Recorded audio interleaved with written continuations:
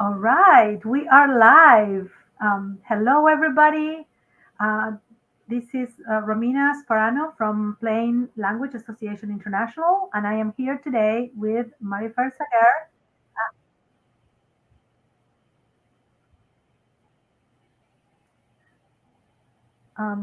Let's see. Can you hear me okay?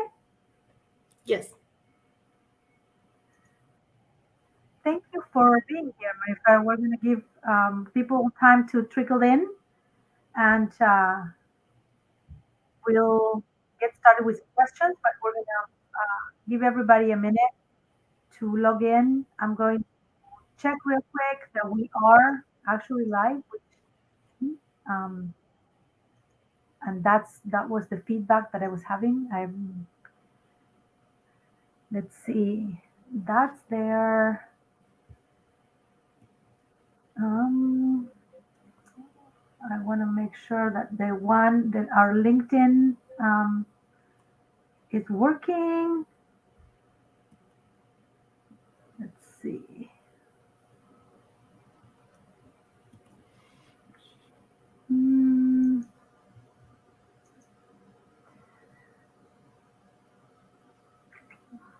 I think we're all good. I I'm seeing some people trickle in on YouTube, but not yet on LinkedIn. I know that sometimes the notifications take a moment uh, to be figured out. Ah, there we go. We have a little bit of a delay, but we are there. So, without further ado, we are going to get started. Again, hi, Marifer. Thank you for being here. Hi, Romina. Thank you so much for having me today. I'm really excited to be part of your podcast. Yes, this is very exciting. And for those of you who do not know Marifer, and Marifer is um, a star in language access, really. And last year, actually, she got to be recognized in Education Week's forum as a, the leader to learn in K-12 with language access. She has leadership experience in equity and inclusion, has been cooperating and fostering communication in linguistically diverse communities for quite a while, works in engagement and outreach programs, has been in the Portland Public Schools up until recently. So she has very fresh experience to share with us. She's actually a lawyer by training uh, with a law degree from Mexico and has the previous year in 2021, right now I have to think that we're in 2023 already, um, got awarded the Language Access Visionary Award from the National Association of Educational Translators and Interpreters of Spoken Languages. So we are thrilled to have you here today, Manifer. Thank you so much for such a wonderful introduction. I'm very, very excited to be here and hello to all your audience. And my first question for you is you're trained as a lawyer. How did you become involved in language access? Well, through immigration, I moved from Mexico first to New York City, then to Canada, and that's how I started volunteering at a refugee for families, helping with legal documents. Somebody find out that I could write and read in Spanish and ask for help, and that's how it started. Of course, I went through the years through professional development and learning how to do the work correctly and properly. But that's how it started. Yeah, that's a good point, right? How you get drawn into it, and then you also need to learn the ropes. We're going to talk about that in a little bit. Um, but before, let's dive in a little bit on the meaning of language access.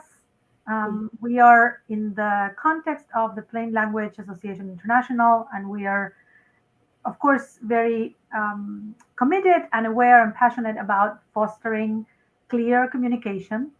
How does language access fit in with the plain language world, in your view? Well, my view of language access is kind of like the umbrella term. that its goals ultimately is to have communications and engagement that are meaningful for participants. And some of the tools that Language Access use for its objective will be translation, it could be interpretation, plain language is another one, inclusive graphic design, and basically the clear communication piece, definitely.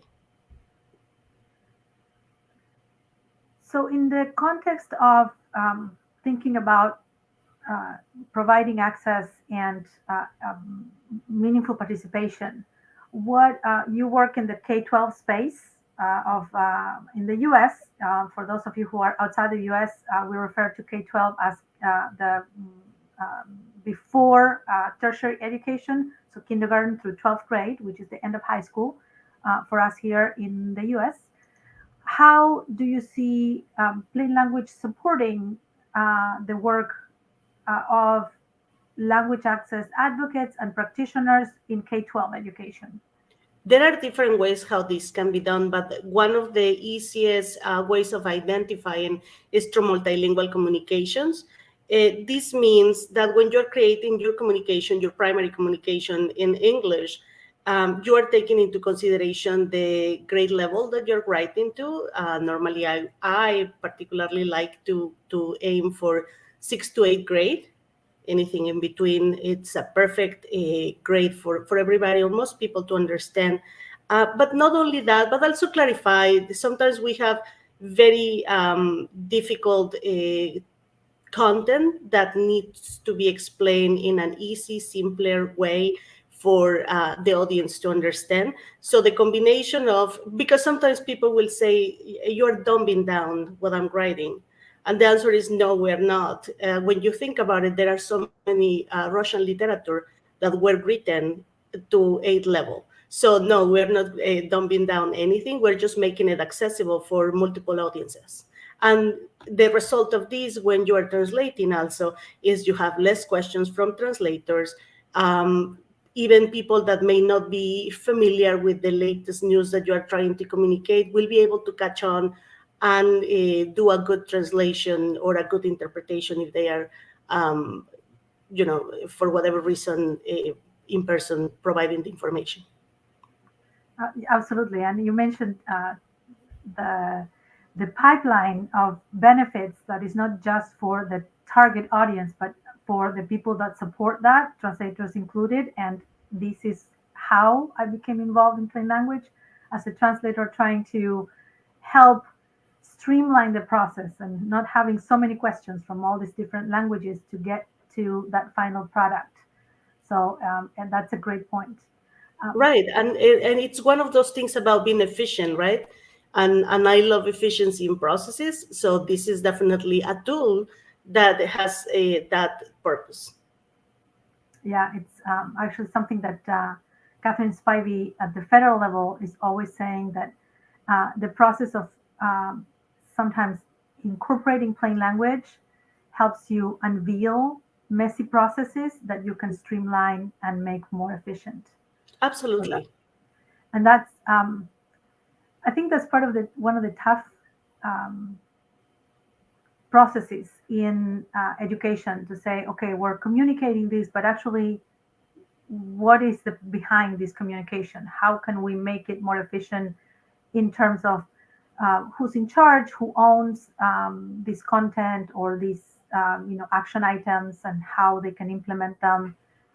Can you share with us some experience about that? Have you seen processes change in as a result of incorporating language access on plain language? I will start by saying that a school district is complex.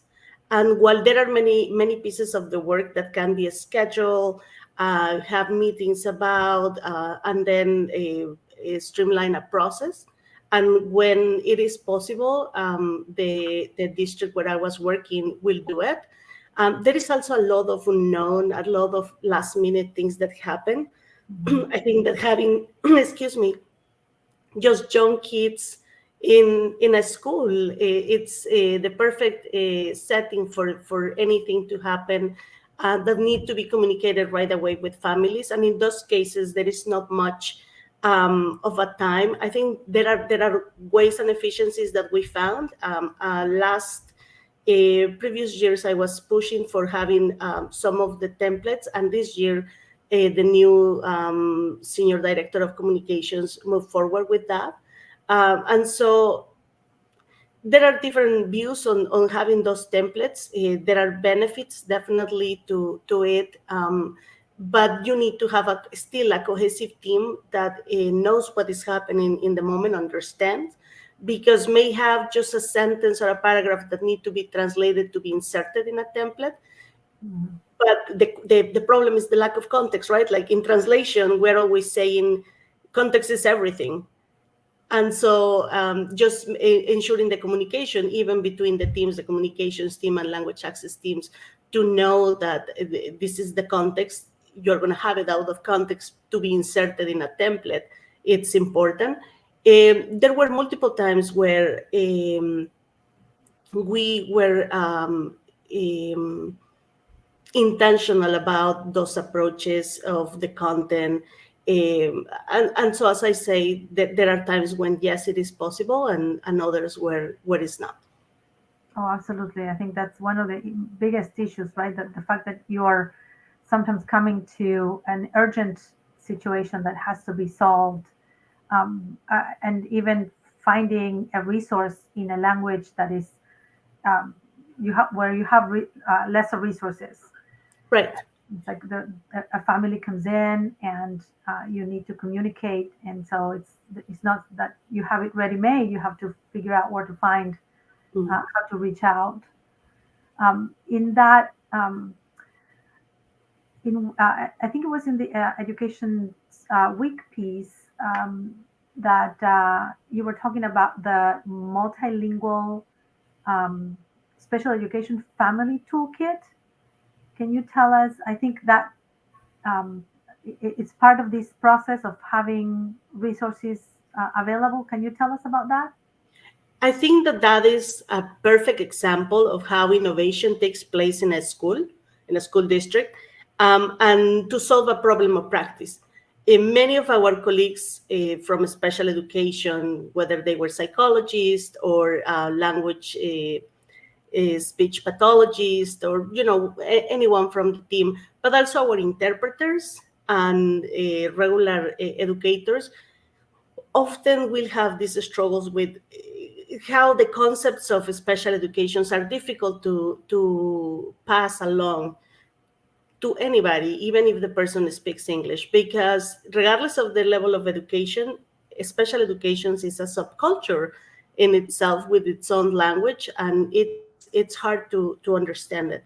So multiple times, as you know, special educations can bring these hard to process emotions in families, right? You hear that you need to show up for a special education meeting, and you think this is it.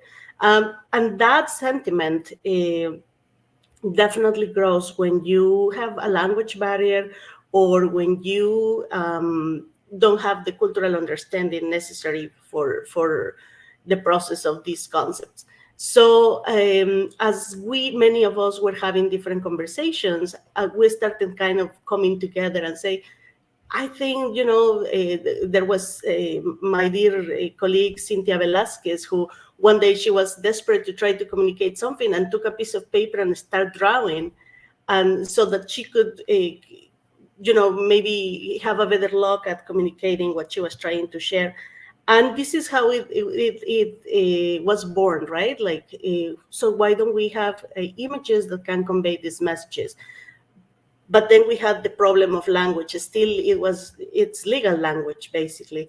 So how can we simplify it without the intention of replacing legal documentation, right? Like, people still will have to go through the legal documentation necessarily for special education, but with an understanding, a clear understanding of what they are doing, what they are agreeing to, or the things that they don't want for their students. And so we selected the categories and the roadmap with the intention of being visual, and then how that content will be represented with words that were in plain language, basically. And then from that point on, find translations. One of the issues that we found is in some of the languages where people with disabilities are is language that it's old. Some of that from previous times when people use words that were insults, basically, and so some of those words are still in the lingo for special education when we're translating, and so but they may not mean anything that the student is going through. I don't know if I'm clear on explaining that.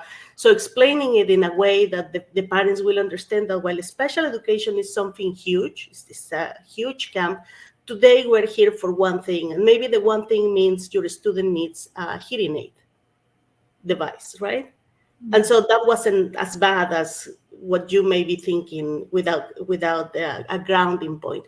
So what we found is that the multilingual special education family toolkit served to ground some of the families, to ground those conversations. But also we found that some of the teams that were together in those meetings will come out with so that's what that meant. Because even among them, some of the concepts are so big that, and they may be so specialized at the same time, that may not have the opportunity to fully grasp. Yeah, I have actually a question from Giovanna that is bringing these into context, and she's saying that when you're talking about clarifying information, and what is it, making it more accessible on the English text or working directly into the target language? That's a very interesting question. And so the approach that we were taking was to make it accessible in English, so that with the understanding for the other languages, that when we were doing the translations, we were aiming for the same register, right? Something that was simple and easy to understand for everybody. But the source was English. I think there were a few times when we were starting from Spanish specifically. Most of the time is English. And that relates to that aspect of the process that you were talking about, that sometimes you don't have all the time and all the resources to tackle the entire communication development, that you have to Absolutely address what's right in front of you.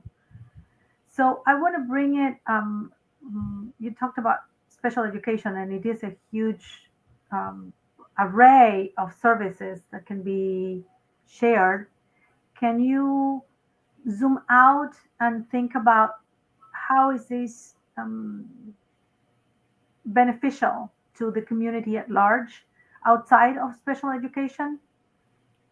The use of plain language and language access. Yes. Oh, absolutely. There are so many ways that you can translate, if I can use the word, this type of work. For instance, we know for federal programs, oftentimes content could be obscure. And so that will be a place where it can benefit healthcare, legal,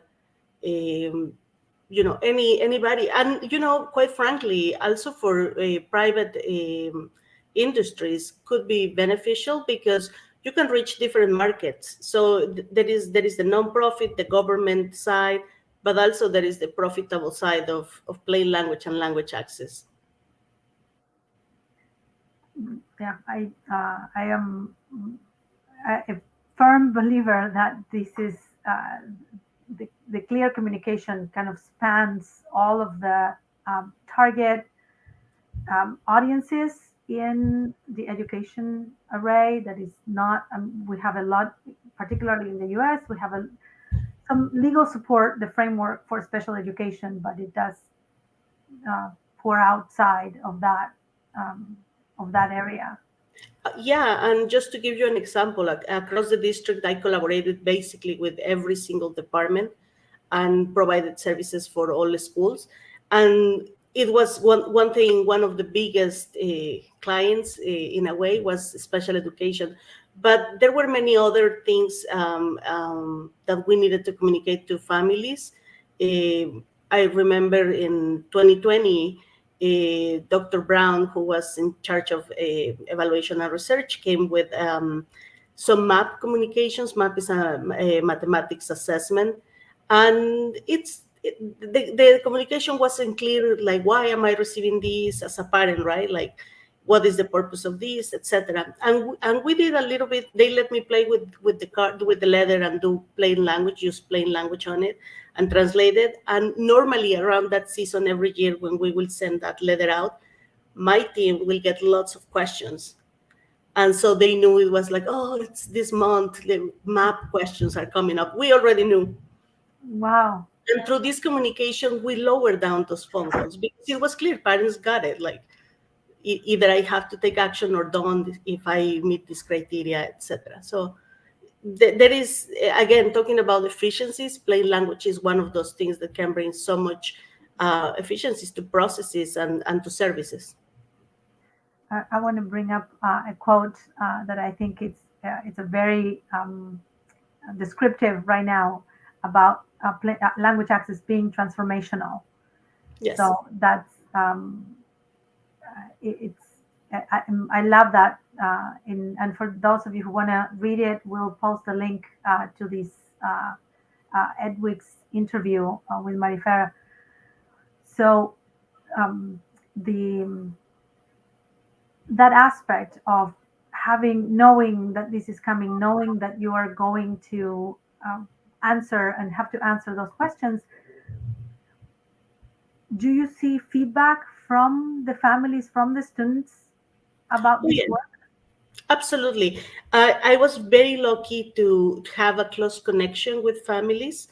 I will hear, obviously, I had language differences with some of them. In some cases, I can communicate with families in a number of languages, but I had also a team of language access specialists that spoke the most common language across the district. And they will pass me those messages, and I will hear whenever we didn't have something that was translated, or at the beginning when I started, if there were mistakes in the translations, they will reach out and they will let me know that there was a mistake. And so it was a process for me. I mean, I spent five years in the district finding the right translators, finding the right processes, finding the terminology that was applicable in each case. It was a very intense work. And I have a wonderful team at the end of the day. Because it wasn't about me, it was about the team, really. Well, that's great. I think that's what makes your leadership so valuable, that you really bring the team together and you care about professional development and educating and training resources. So this is maybe the next part that I am very involved in lately with curriculum development. What aspects do you have a wish list? Do you have challenges you can share about finding the right resources and how you go about that, finding the right translators, the right interpreters? Well, this is a looking back at something, right? I think at the beginning was the results of my needs assessment to the department, the status of the department and the needs of the district, and finding the right team, or continue developing the ones that we had at home but had not been receiving professional development in a very long time. I was very lucky to be able to make the district be a part of the American Translators Association, which is a place full of resources, really, and great opportunities for the team to develop, in some cases in their own languages, right? And then also having the opportunity to join the National Association of Educational Translators and Interpreters, In some cases, we will bring guest speakers. This is before the pandemic. After the pandemic, for whatever reason, we just didn't continue doing that piece. I think because we went more heavier on the American Translators Association. But we will bring guest speakers that were specialized in a specific piece that was needed for the team. And finding resources, well, unfortunately, there are not more resources in education. The priority is classrooms, right? That I would love to see an increase. That will be my wish list, that there is an increase of resources to continue providing the support, the meaningful support that families and students need. It brings me to the context that we are living through today, tomorrow, in the U.S. For the Language Advocacy Day that is launched and sponsored by the Joint National Committee for Languages and the National Council for Language and International Studies. And this is, we were chatting before going live about Language Advocacy Day, which is a place where we talk to lawmakers about helping us bring resources to language education. So this is, if you had a piece, like how do you see this advocacy helping districts bring in support? I think that there are two pieces of language access.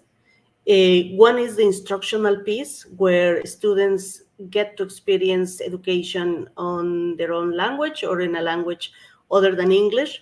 World languages are part of that. Translation of curriculum, which is something Portland Public Schools started last year or 2 years ago. And then there is the piece of a service, right? Outreaching to families, engaging families, communicating with families that are also tied to educational outcomes. And some of the grants and some of the programs are asking for that engagement of parents and students because of the impact that it has. So I think that I would like to see, besides the investment on instructional piece, also the investment on service, so that we can provide services in more languages in all districts across the country.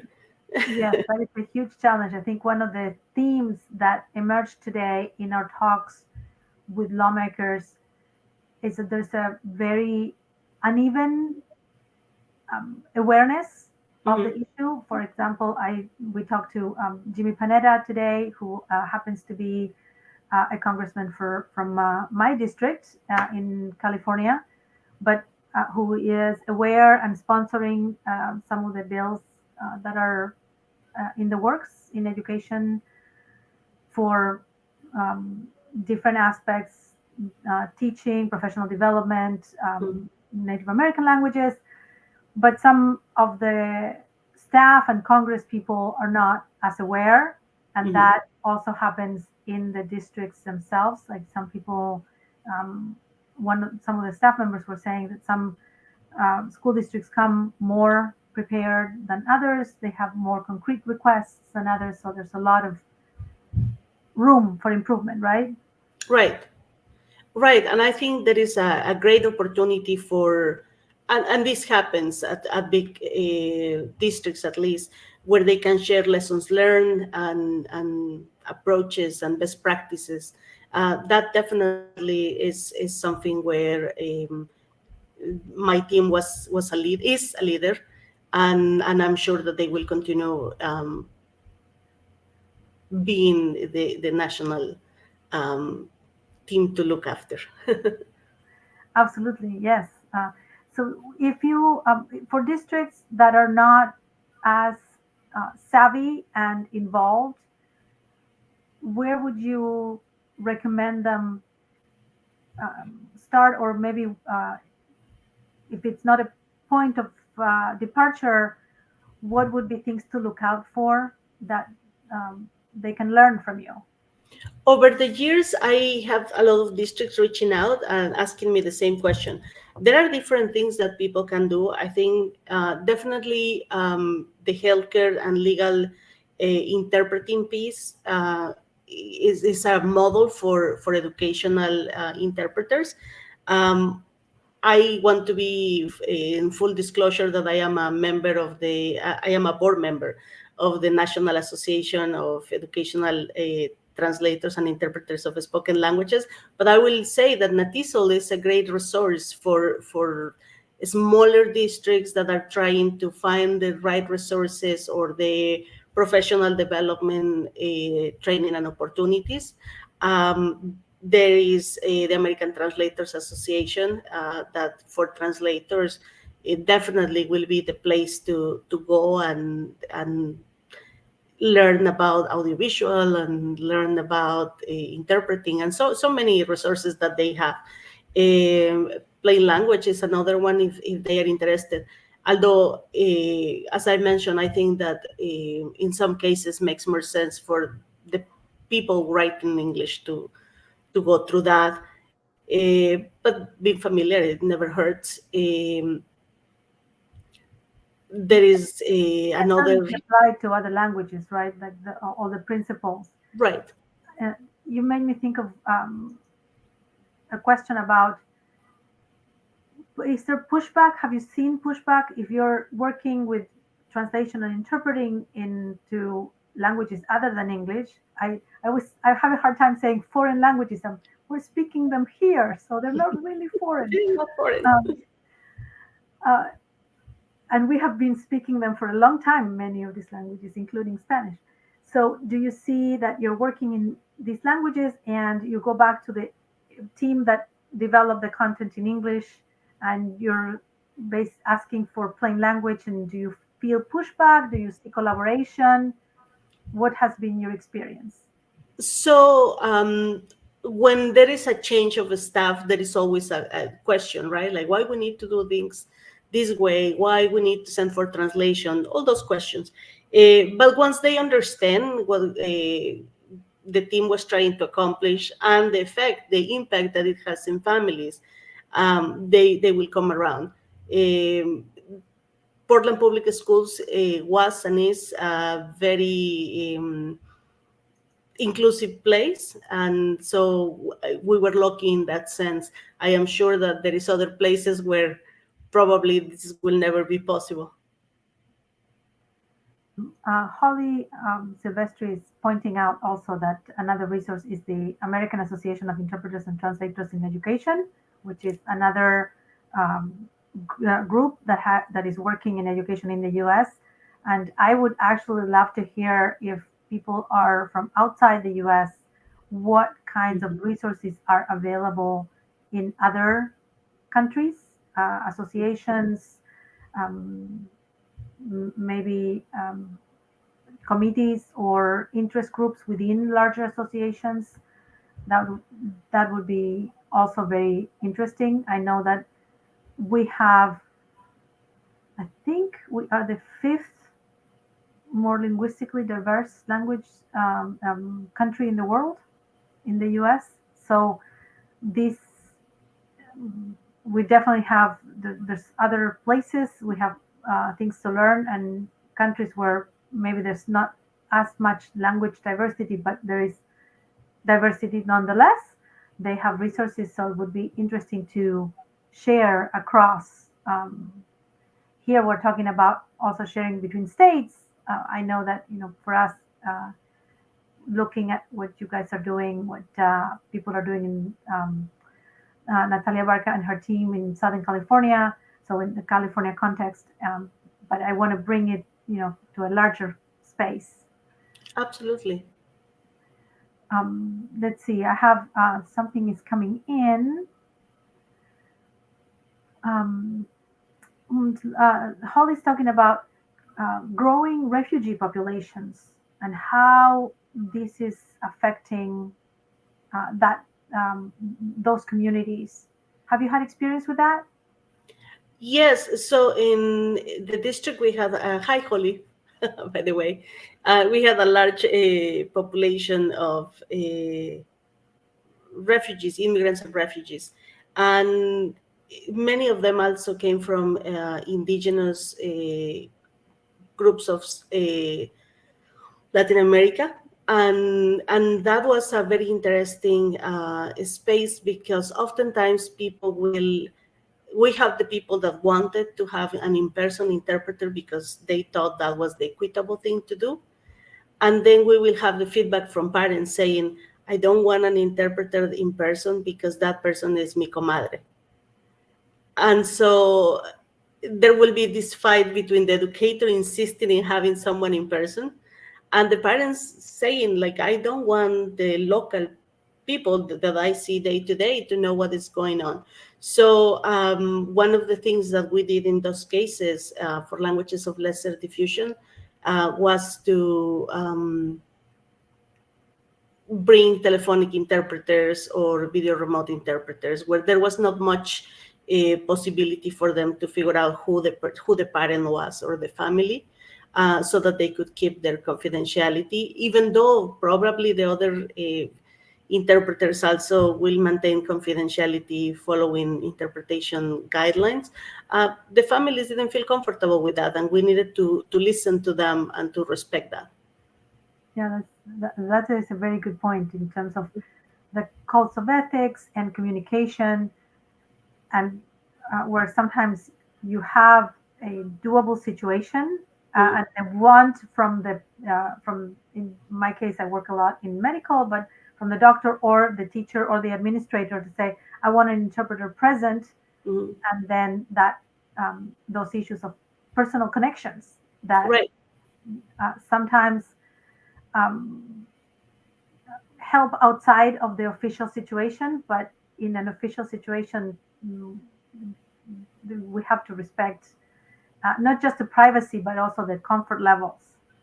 Absolutely. And the other piece, just talking about refugees, is that oftentimes, because persecution or any other situations that they may experience, they do not trust the confidentiality piece and all that. And so we need to have that trauma-informed lens and understand why they don't want someone in person, even though we really trust that there will be confidentiality on those meetings.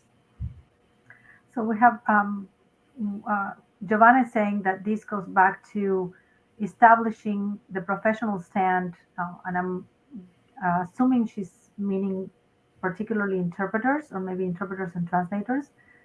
And I would argue also as plain language practitioners. I see a wide variety of awareness and involvement with wanting to implement plain language for streamlined communication and being uncertain about what that means. And as you said at the very beginning, is clarifying and not at all dumbing down what you're saying. Absolutely. Absolutely. And Holly's asking, where are you working now? Are you still in Portland? Thank you for the question, Holly. I am going to be working in Portland. I will be starting in March. And until the organization that I'm going to be joining is ready to make an official announcement, I would prefer to maintain that a little bit in secret. But very soon there will be an announcement. I just want to follow protocols. Oh, this is exciting because now. And I will continue working in education. Maybe that helps. Yeah, we get to follow up, and we'll make an announcement too through our plain language channel, so people can follow what you do. Thank you. And without revealing where you're going to be working, but if you're going to be working in education, I'm guessing that you're going to bring all this experience. What are your wish lists? What would you like to tackle in the space of language access? I think that one of the things that I was and I am interested in doing is having a bigger impact. As I say in Portland Public, we kind of streamline the services, and there is a protocol. It's up to people to follow it, but I think that my work was done there. So I am hoping to be able to have a bigger reach. We have a good question from Stacy about how to engage families in figuring out the best way to provide interpretation services. So Hi, Stacy. You talked about that dynamic between people in a language of lesser diffusion, that they may know each other, so in-person interpretation becomes a challenge. How do you go about working with the family for that? As for feedback, multiple times we will receive feedback, and so one of the best opportunities that I found to receive that feedback was during teacher-parent conferences. And the reason was that it was 1 or 2 days focused to receive interpretation services for these families in all of our languages, with all of our vendors, and also all of our in-house interpreters and language access specialists. And in some cases, schools will use also their community agents. And this was a good way to know who was doing a good job, who was having enough time for a teacher-parent conference, and giving that feedback to schools, but also to the interpreters and the companies was important to me. And that was one of the best ways that I found during this time.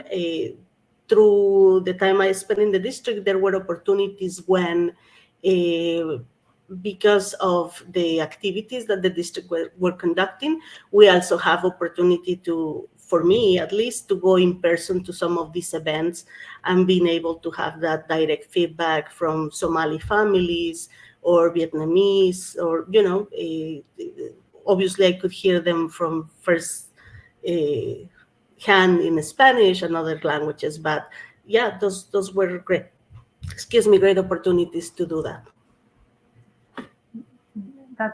It's actually putting in place the first principle of plain language, which is take into account the audience.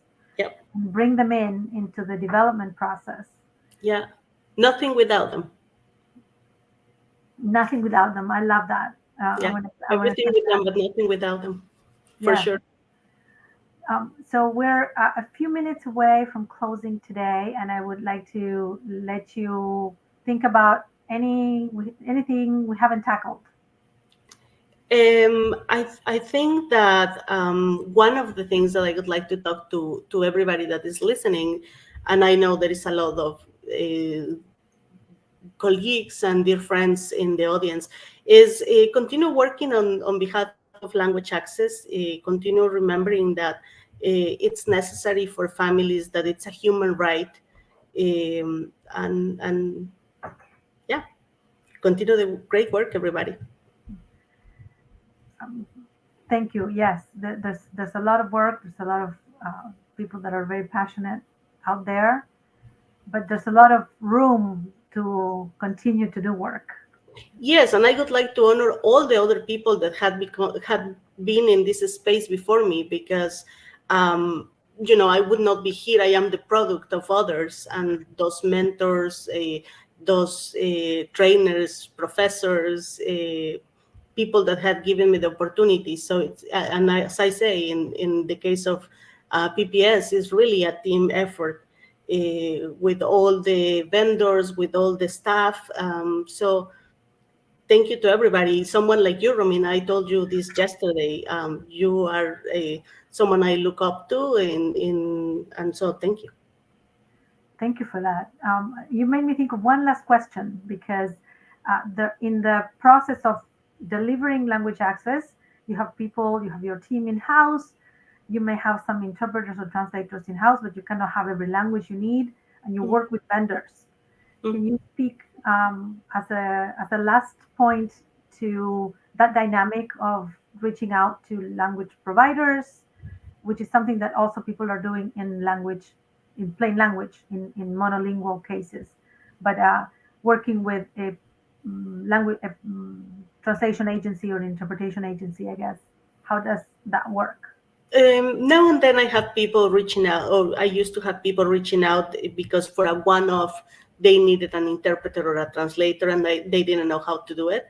I think that in the case of Portland Public and any other state or federal institution, there is RFPs that you need to follow.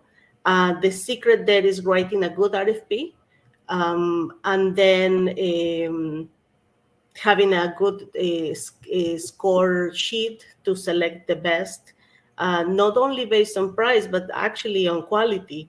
And as you know, that sometimes could be tough because you have people coming and selling you Spanish for 1 cent per word, but with a terrible quality. So it's finding that balance between price, quality, and need. So I was very fortunate to be able to run 2 RFP during my time at PPS, and I got very good vendors, and also I have good expectations for them that I will discuss up front, and I will be quick to reach out to them if something wasn't within the terms of what we had agreed, and they were very responsive. So I was surrounded by very good people all around. Oh, that's wonderful. And Giovanna, I know she's asking about how to measure quality, but we are out of time. We have it will be our next. It will be in our next time. So, Marifer, thank you so much for being with us, for sharing your experience in language access, your passion, and giving us ideas and resources for tackling this in the educational space that we're talking about today.